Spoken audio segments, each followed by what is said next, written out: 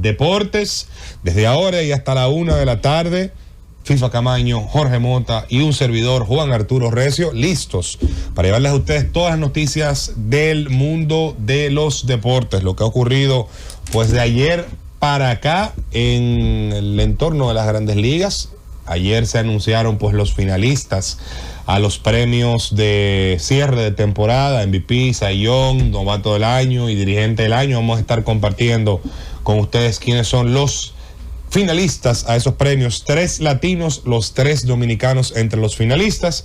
José Ramírez, Juan Soto y Christopher Sánchez. Vamos a estar pues diciéndoles a ustedes cuáles serán nuestras predicciones con los premios de cierre de temporada. Ayer también el desfile de los Dodgers de Los Ángeles. Un mar y medio de gente. ¿Cuánta gente pues tirada a la calle? Y quién sabíamos que se iba a robar el show, señor Kike Hernández, en el día de ayer, que lo único que le faltó, ya se quitó el t-shirt, lo único que le faltó fue quitarse la parte de abajo y salir corriendo sin ropa en las calles de Los Ángeles y en el Dodger Stadium. Lo único, que le faltó pues ayer, la despedida formal de Clayton Kershaw, Kershaw con los ojos aguados y yo con los ojos aguados atrás de él, hablando pues por última vez al público de los Dodgers a capacidad, el Dodger Stadium en el día de ayer, hay que decirlo. Y pues acción de la Liga Dominicana de Béisbol, teníamos 2 partidos reasignados, solamente se pudo jugar uno, ya que aquí en la ciudad capital un aguacero de aproximadamente unos 20-25 minutos se encargó de dañar la jornada, que incluía un partido entre Águilas Cibaeñas y Tigres del Licey. Sin embargo, Estrellas Orientales se enfrentaron a los Gigantes del Cibao y volvieron a perder las Estrellas. 8ª derrota consecutiva del equipo de San Pedro de Macorís. Y con eso le doy la bienvenida a Ana Josefina Camaño. Saludos, FIFA, ¿qué tenemos? Pero ¿por qué tú no me podías saludar hablando, siguiendo en la línea de los Dodgers? ¿Por qué tenías que herirme? Pero a ti te gusta herir a la gente de San Pedro. Te vamos a dedicar a declarar persona no grata, Más. Bueno. Nada, buenas tardes a ti, Recio, a Jorge, al público en sintonía con nosotros. Sin duda alguna, pues las Estrellas pasando por un muy mal momento, sobre todo después de que a inicio de temporada habíamos destacado que entendíamos que el mejor picheo lo tenían las Estrellas. Sin embargo, los abridores no ha habido forma. Ayer fueron 6 carreras que fabricaron los Gigantes en las 2 primeras entradas de ese encuentro que se efectuó en el día de ayer. Y nada, yo creo que el mal momento, yo no sé ni qué decir. Hay mucha gente pidiendo cabezas. Se comienza de una vez a pedir cabezas, que si hay que votar al manager, que si hay que votar fulano. La gente de una vez comienza a votar y a despedir. Con lo de los Dodgers, tú sabes que para mí haber visto tanto a Yamamoto como a Ohtani hablar en inglés, o por lo menos intentar hablar en inglés, sobre todo Yamamoto, fue muy bonito haber visto cómo la gente pues se identificó con ellos a la hora de haber dado el agradecimiento. En el día de hoy hay Champions. Me encanta cuando Jorge hace eso. Hoy se enfrentan 2 titanes de los que no han perdido. El Paris Saint-Germain enfrenta al equipo del Bayern. Yo creo que ese es el juego del día, sin duda alguna. De hecho, hay 2 juegos hoy que son interesantes, porque el Real Madrid enfrenta al equipo del Liverpool. Y vi ahí que la pared conmemorativa que había de Trent Alexander-Arnold ya la vandalizaron y le escribieron que él era una rata. La gente de Score 90. Pero con su razón. Lo que pasa es que tú sabes que Alexander Arnold era jugador del equipo del Liverpool, entonces el hecho de él haber pasado de Liverpool a Madrid, como tú comprenderás, no quieren saber de él, y sobre todo porque él es un tremendo jugador defensivo de fútbol. Ahí vi también, para pasar con Jorge, que la gente de Score 90 publicaba el rumor de que Erling Haaland quiere salir de las filas del City para marcharse al Madrid, y que es el momento perfecto para que Florentino Pérez ejecute el movimiento de salir de Vinicius, mandar a Vinicius al City y traer a Haaland al Madrid. ¿Tú te imaginas eso? El hecho de que el Madrid logre unir 2 de los herederos del trono dentro de un mismo equipo. Yo creo que eso sería para la Casa Blanca bastante agradable. Jorge Mota, la NBA... yo siempre te digo que la NBA está lenta, te lo digo tú sabes, por molestarte. No, pero no es mentira. Pero no es mentira. No es mentira. Lo que sí yo, obviamente, en magnitudes y ribetes totalmente distintos. Estuve viendo un post hace unos minutos en un semáforo de Blake Griffin diciendo que le agrada ver cómo Kate Cunningham sigue la tradición de presentarse en México y hablar español. Y yo dije, bueno, qué bueno. De hecho, yo tuve la oportunidad de ver el corte de Kate dirigiéndose al público mexicano que se dio cita en el partido entre Dallas Mavericks y Detroit Pistons. Un juego que sigue marcando historia porque la NBA no solamente se expande con un ribete distinto, porque ya tiene varios años, como ya incluso es institucional que haya un juego de temporada regular en México, sino que empieza a proyectar que como es un lleno total y por ende es un toque de queda para los mexicanos hacer acto de presencia allí, que se sigue expandiendo la idea y por qué no en un futuro, de hecho de corte inmediato, tan pronto la NBA empiece con sus cimientos de la liga, de la NBA en Europa. Quién sabe si nosotros empecemos a ver un enfrentamiento entre el campeón de la NBA en Europa y el campeón de la NBA en Estados Unidos, que parece distante ahora, pero en unos años eso perfectamente se pudiese concretar. Con relación a ese partido, tengo unos compañeros de Prime, o sea, de Amazon Prime, que estuvieron presentes allí, entre ellos Charlie Cancino, y le hice una pregunta a Klay Thompson, que va a ser mi tema principal en el día de hoy. Klay Thompson dice que él prefiere ser adversario de Stephen Curry que ser su compañero.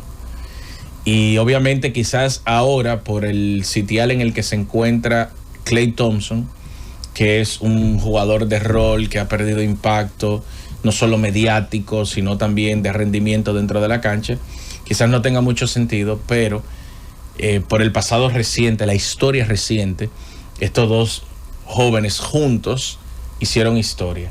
Y creo que hay un resentimiento por parte de Klay Thompson, porque cada vez que tiene la oportunidad de referirse al tema, habla o de manera despectiva o con poco interés, o refiriéndose a la etapa como algo de su pasado.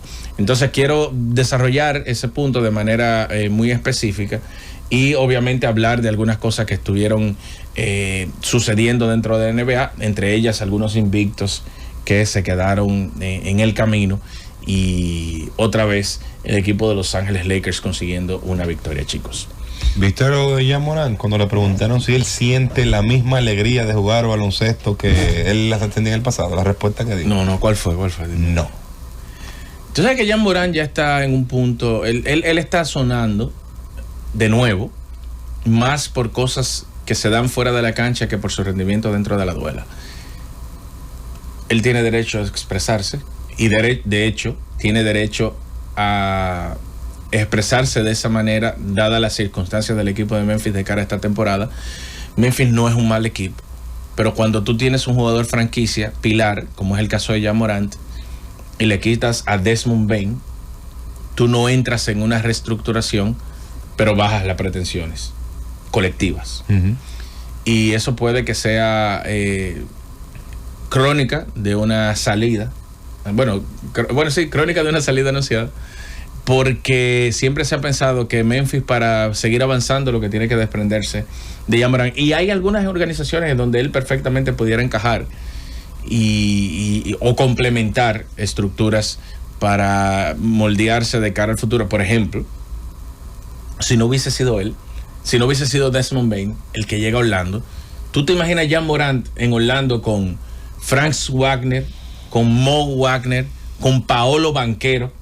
Sería un escándalo ese equipo de Orlando. Y él pudiera perfectamente llegar a Milwaukee, perfectamente llegar a los Knicks, perfectamente pudiera llegar a no sé qué otra organización, a Atlanta, quizás por Trae Young, que está lesionado en estos momentos. Hay algunas organizaciones que se ponen bonitas si él enfocado hace lo suyo dentro de la duela. No es descabellado pensar que él no sienta la misma alegría, pero caramba, sigue la reincidencia de sonar más por lo que dice o lo que hace fuera de la cancha que por su rendimiento dentro de ella. La pregunta es, ¿qué equipo se va a arriesgar? No, es que la tiene difícil. Allá Morán, tomando en cuenta que eso es... A precio de vaca muerta. Exacto. Eso es un riesgo total. De hecho, yo vi en el 1997... reformulo. Vi una entrevista que le hicieron a Jordan en el 1997, porque yo en el 1997... Bueno, tenía una edad, era adolescente ya, pero no generaba. O sea, si lo hubiese visto en ese momento, no lo hubiese retenido, ni le hubiese dado la aquiescencia o lo hubiese aquilatado, como lo aquilaté cuando lo vi a finales de la semana pasada. Una entrevista cuando le preguntaron a Michael Jordan sobre si Dennis Rodman iba a retornar en el 1998 porque había sido suspendido por el equipo, suspendido varios partidos. Y era conocido, bueno, ustedes saben, no tengo ni que explicar lo que era Dennis Rodman en el 97. En Chicago. Y caramba, el temple de la respuesta de Jordan le dijo, óyeme, el tipo loco, pero nosotros lo queremos así. Porque él, es verdad que él se viste de una manera estrafalaria, que si el pelo, que su vida fuera de la cancha. Pero no hay una persona que haga lo que Dennis Rodman hace en la cancha. No hay una persona en toda la liga. Y yo sé que Phil Jackson lo quiere la temporada próxima. Yo lo quiero la temporada próxima. Y Pippen lo quiere la temporada próxima. ¿Por qué no tenerlo? O sea, ya nosotros nos acostumbramos a eso. Y realmente hay jugadores que por su rendimiento uno se acostumbra a lo malo. Cuando el talento supera el ruido, tú aguantas muchas cosas. Y te voy a poner un ejemplo. Yo creo que han pasado muchas personas conflictivas a través de los años y en el pasado reciente, en la NBA y en otros deportes. Punto la ciudad de Draymond Green. No, pero lo que yo te digo, Draymond Green, por el resultado colectivo, se encuentra una salida a esos conflictos. Pero yo sé de un jugador que fuera de la cancha era muy conflictivo, top, pero dentro de la misma era mejor. Y hablo de Allen Iverson. Señora, Allen Iverson estuvo preso antes de llegar a la NBA. Preso, o sea, presidiario, o sea, preso antes de llegar a la NBA. Para que tengan una idea, hizo vida en una cárcel antes de llegar a la NBA. Y aún así, el equipo de Filadelfia apostó con el primer pick. O sea, no fue, de hecho, no terminó en Georgetown. Él tuvo esa temporada en la universidad y pasó del colegial a la NBA y fue elegido primer pick. Y cuando Iverson llegó a la liga, Iverson, 2 años antes, ¿cómo se llama? El hype, o sea, pero su rendimiento, su rendimiento era muy mediático, pero estaba a la par de Luis Felipe López, de ese Luis Felipe López que jugó en la NBA en varias organizaciones, entre ellas Minnesota Timberwolves, y hoy en día es embajador de la liga y uno de los dominicanos más consistentes dentro de la NBA. Pero cuando él entró a St. John's, o sea, cuando Luis Felipe López entró a St. John's y Allen Iverson entró a Georgetown, oye, a nivel de hype, eran dos fenómenos de popularidad en ese momento. Y lo que pasa es que en el camino se fue quedando porque también decidió, para mí una mala decisión, y el tiempo así lo demostró, quedarse en St. John's, o sea, jugar en una universidad en New York en vez de irse a uno de esos grandes mercados para que, como Georgetown, por ejemplo, que la exposición le hubiese dado para él seguir rindiendo acorde a las expectativas que habían con él antes de llegar a la universidad. Igual, creo que Iverson, por más problemas que tuvo, cargó un equipo y lo metió a la final. Y no solo eso, que un equipo de Los Ángeles Lakers que fue avasallante en toda la postemporada solamente perdió un juego en la final en todos los playoffs del 2001. Perdió un solo juego. Y ese juego fue el primer juego de la serie contra Filadelfia. En un Filadelfia que tuvo a Allen Iverson como MVP, a Dikembe Mutombo, que llegó antes de la fecha límite de cambio, por Tío Rathly, me acuerdo como hoy, defensa del año, Aaron McKee, sexto hombre del año. Y ellos ganaron algo. Larry Brown ganó dirigente del año. O sea, Filadelfia se quedó con todo. Pero que la versión de Kobe y la versión de Shaq. Nos dice nuestro hermano Robert, donde quiera que se encuentre, el hombre que más viaja, Robert. El que más pasea. El que más pasea, que en Georgetown, pues Iverson fue una realidad y que metió a ese equipo un Elite 8 en claro, la NCAA. no. O sea, por eso te digo, yo te estoy hablando del hype que había antes de la llegada de ambos al colegial. Porque ya cuando llegaron se separaron. O sea, bueno, para que tengan una idea, no recuerdo exactamente el pick, pero fue 20 y tantos. Me parece que fue el pick 27, me parece. Puedo equivocarme, pero fue por encima del pick 20.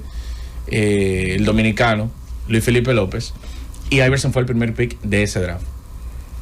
O sea que no es lo mismo, no, para nada. O sea, recuerdo que sí fue drafteado por San Antonio, pero fue enviado a la organización de Vancouver, Luis Felipe López, en ese momento. Vamos a aprovechar, chicos, para... En la 24 por San Antonio y lo mandaron a los Grizzlies. Fue Grizzlies. el pick 24, exactamente. Y lo mandaron a los Grizzlies. A los Grizzlies. Recordaba que era, por eso digo, yo creo que el 27 fue Francisco García. Si no me equivoco, pues por ahí es que va, porque hay hemos tenido algunos dominicanos que fueron drafteados. El 27 en ese draft fue... No, en ese draft no, porque Francisco García llegó más... Después, en el... Exacto. No. Pero no fue en ese momento. Nosotros hemos tenido varios primeras rondas. Sí, nosotros, obviamente Towns, el primer pick, el caso de Horford. Que fue el pick número 3, creo que son los Francisco García no fue pick de primera ronda también. Sí, por eso te digo que me parece que fue el 27. Nosotros tuvimos a... Y Charlie Villanueva fue de primera Charlie ronda. fue pick 7.